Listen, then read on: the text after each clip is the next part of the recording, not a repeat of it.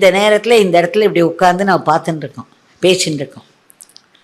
இது முடிஞ்சவொடனே யார் யார் எங்கெங்கே போவோம், எது இதில் சிக்கிப்போம்லாம் தெரியாது. அவங்களுக்கு இறைவனுடைய வில் என்னவோ சங்கல்பம் என்னவோ அது அவங்கவுங்களுக்கு நடக்கும்.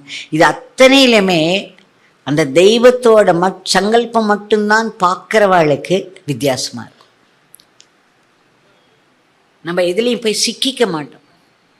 இதுவும் சரி அதுவும் சரின்னு நம்ம ஒருத்தர் ஒரு பிரச்சனையை ஆரம்பிக்கிறான்னு வச்சுக்கோங்க. சில பேர் பயங்கரமாக கத்துவா, நியூராட்டிக்காக கத்துவா, பேசுவா, என்னென்னமோ பண்ணுவா. நம்ம நல்லதே செஞ்சால் கூட நான் செஞ்சது தப்பு தான் மன்னிச்சுக்கோங்கன்ட்டேன்னா அந்த ப்ராப்ளம் அதோட முடிஞ்சிடும். What do you lose by that? அந்த பிரச்சனை முடியணும் இல்லையா? இல்லை நீ சொல்கிறதெல்லாம் ரொம்ப தப்பு, நீ எப்படி இப்படி சொல்லலாம் அப்படின்னு ஆரம்பித்தோன்னு வச்சுக்கோங்க, அது பெருசாக போய் கோர்ட்டில் போய் சுப்ரீம் கோர்ட் வரலாம் போகும். என்னத்துக்கு? விட்டு கொடுத்து நம்ம ஈகோ தானே அது. நம்ம ஒரு தட்டு நம்ம ஈகோ விடுறதுக்கு தானே இந்த வாழ்க்கை. ஈகோ விட்டு கடவுள் அடையிறதுக்கு தான். ஈகோ இருக்கிற அளவுக்கு கடவுள் உள்ள நுழைய மாட்டேன். ஈகோ விட தான் நம்ம ஹம்பிளாக ஆகிற அளவுக்கு தான் கடவுள் உள்ள நுழைவேன்.